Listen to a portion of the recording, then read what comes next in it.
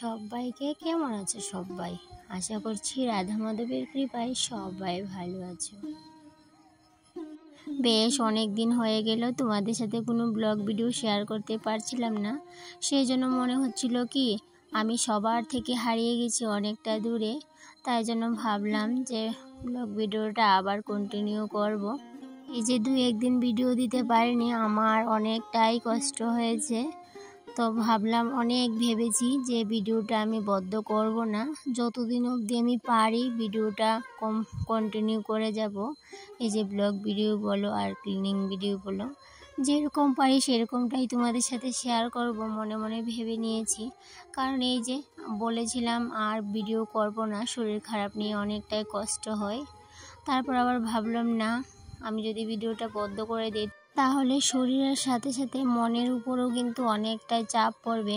কারণ যেহেতু যারা এই প্ল্যাটফর্মে আমরা আছি, আমাদের কিন্তু একটা নেশা হয়ে গেছে এই যে কাজকর্ম করা, শেয়ার করা, তারপর এই যে বন্ধুত্বই বলো, সবার সাথে কিন্তু এইরকম এই যে এই প্ল্যাটফর্মে অনেকের সাথেই বন্ধুত্ব হয়েছে। তো সবাই যে মনে হচ্ছিল কি 2-1 দিন ভিডিও দিতে পারিনি, যে সবার থেকে আমি অনেকটা দূরে হয়ে গেছি আর সবাই মনে হয় আমাকে ভুলে গেছে, এমনটাই। তো তাই জন্য ভাবলাম শরীর খারাপ নিয়েও যতটুকু পারি তোমাদের সাথে শেয়ার করব। আর এদিকে দেখো, কথা শুনে তো বুঝতেই পারছো কতটা শরীর খারাপ। আর এদিকে ডক্টরও দেখানো হয়েছে, 2 দিন হয়েছে। তো এই ভিডিওটা আমার ডক্টর দেখানো আগের ভিডিও। তো এই 2 দিন ধরে শরীরটা খুবই খারাপ ছিল, তাই জন্য শেয়ার করতে পারিনি। তো আজকে ভাবলাম না, কষ্ট হোক তারপরেও তোমাদের সাথে শেয়ার করে নেব। এই যে আমি গত 2-3 দিন আগে একটা ভিডিও শেয়ার করেছিলাম যে আমি আর ব্লগ ভিডিও শেয়ার করতে পারবো না। তো সেই ভিডিওটাতে আমার অনেক কাছের দিদিভাইরা, বোনরা খুব কষ্ট, মানে দুঃখ, আমার দুঃখটা মনে হয় কি তারা বুঝেছে, যে এত সুন্দর কমেন্ট করে বুঝিয়েছে যে কষ্ট পেয়েছে দিদিভাই, ডক্টর দেখাও, সুস্থ হয়ে তারপরে ভিডিও শেয়ার করো।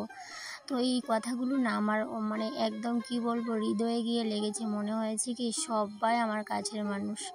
তো 10 থেকে 15 জন হবে, আমাকে অনেকটাই কিন্তু সান্ত্বনা দিয়েছো।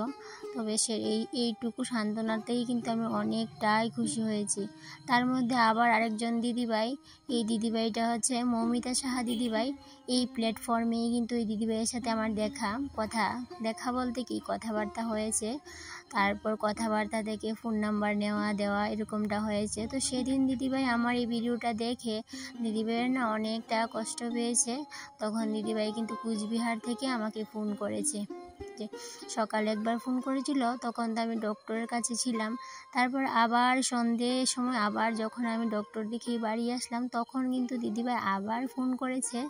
তখন মনে হয়েছে কি আমার কাছের একজন মানুষ, আমার নিজের বোন, এত সুন্দর করে আমার খোঁজ নিচ্ছিল যে কি হয়েছে তোর, ডক্টর দেখিয়েছিস কি না, এরকমভাবে বলছিল। দেখো, কোনো দিন দেখা নেই, চেনা জানা নেই, তারপরও কত মানে নিজের মানুষ মনে হচ্ছে, একদম কাছের মানুষ।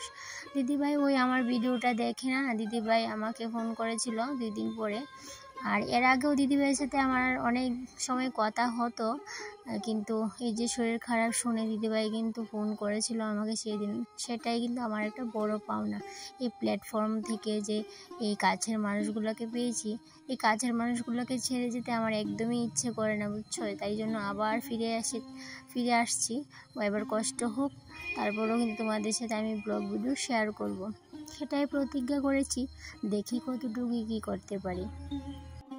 সকালবেলায় ঘুম থেকে উঠেই কিন্তু আধা ঘন্টার মধ্যে আমি পুরো রান্নাঘর ক্লিনিং করে নিয়েছি।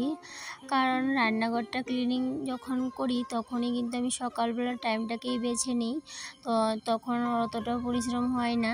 আর এমনিতে তো আমি সমস্ত ঘর একদিনে করি না, যেহেতু আমার অনেকটাই কষ্ট হয়, পরিশ্রম হয়, সেই জন্য অল্প অল্প করেই করি।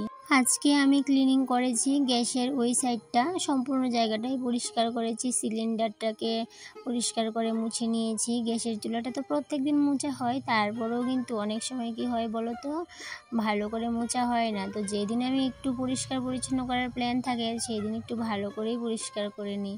তো পরিষ্কার করে কিন্তু সাথে সাথেই সমস্ত ঘর গুছিয়ে নিয়েছি, সাজিয়ে গুছিয়ে নিয়েছি। তারপর রান্নাটাও বসিয়ে দেব। রান্নাটা সকাল সকালে করে নেওয়া ভালো, কারণ যে রৌদ্র উঠে সেই রৌদ্রের মধ্যে কিন্তু একদমই রান্না বান্না করতে আমার কষ্ট হয়, যেহেতু রান্নাঘরটা টিনের অনেকটাই কষ্ট হয়। এদিকে দেখো ডাল নিয়ে নিলাম সবার প্রথমে। আর এই যে কৌটাটা দেখতে পাচ্ছ হরলিক্সের, সেই কৌটাটার মধ্যে প্রত্যেক দিন আমি যখনই ডাল রান্না করি, এই যে যেটুকু ডাল আমি রান্না করার জন্য নেই, সেই ডালটা থেকেই কিন্তু 3 চিমটি করে ডাল জমিয়ে জমিয়ে অতটুকু করেছি। কারণ যখনই ঘরে ডাল থাকবে না তখন আর সমস্যা হবে না। আর আমার এই বড়ো কৌটাটা যে যখন ডাল রাখি তখন সেটাই কিন্তু আমি হাতে গোনা ধরার মধ্যে রাখি, আর যেটা আমি জমিয়েছি সেটা কিন্তু একদমই হাতে গোনা রাখি না। যখন ডাল শেষ হয় তখন হাজব্যান্ডকে বলি ডাল ফুরিয়ে গেছে, আর অন্যদিকে যে কৌটার ডালটা থাকে সেটা তো ওকে দেখাই না, ওটা একটু আড়ালেই রাখার চেষ্টা করি। কারণ এইভাবেই কিন্তু করতে হয়। এই যে চট করে বললাম যে ঘরে এটা নেই সেটা নেই, চট করে নিয়ে আসবে এমনটাও তো নয়, যেহেতু আমরা মধ্যবিত্ত ঘরের বউ, আমরাও কিন্তু একটু বুদ্ধি করে চলতে হয়। আর বুদ্ধি করে না চললে তো কি বলবো, অনেকটাই কষ্ট হয়ে যায়। তো ভিডিওটা তো আগেরই করা ছিল, এডিট করার জন্য তোমাদের সাথে শেয়ার করতে পারিনি। এই যে আজকে যখন ভয়েস ওভার দিচ্ছিলাম তখন কিন্তু আমার এই যে ডক্টর দেখানো কমপ্লিট হয়ে গেছে, ডক্টর দেখিয়ে এসেছি। তো সেই সম্পূর্ণ ভিডিও কিন্তু আবার তোমাদের সাথে শেয়ার করব, ডক্টর দেখানোর ভিডিও, তারপর আমি যে কোথায় গিয়ে ডক্টর দেখিয়েছি সমস্তটাই তোমাদের সাথে শেয়ার করব। তবে এই ব্লগের পরের ব্লগটাতে হতে পারে বা এর পরের ব্লগটাতে হতে পারে। এদিকে দেখো রান্না বান্না করে নিচ্ছি। আজকে না একটু সবজিটা একটু কমিয়ে রান্না করব, একটু সিম্পল রান্না করার চেষ্টা করব।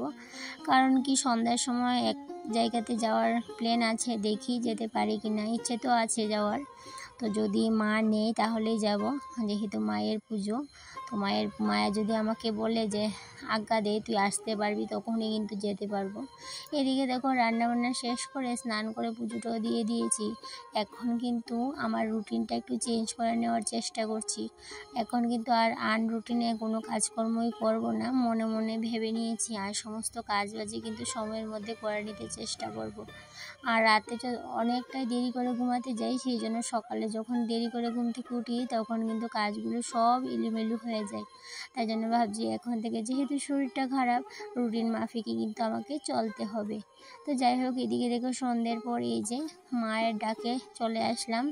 আর এটা হচ্ছে আমার বাবার বাড়ি গ্রাম। তো এই গ্রামেই আমাদের বাড়ির পাশে একটা কালী পুজো।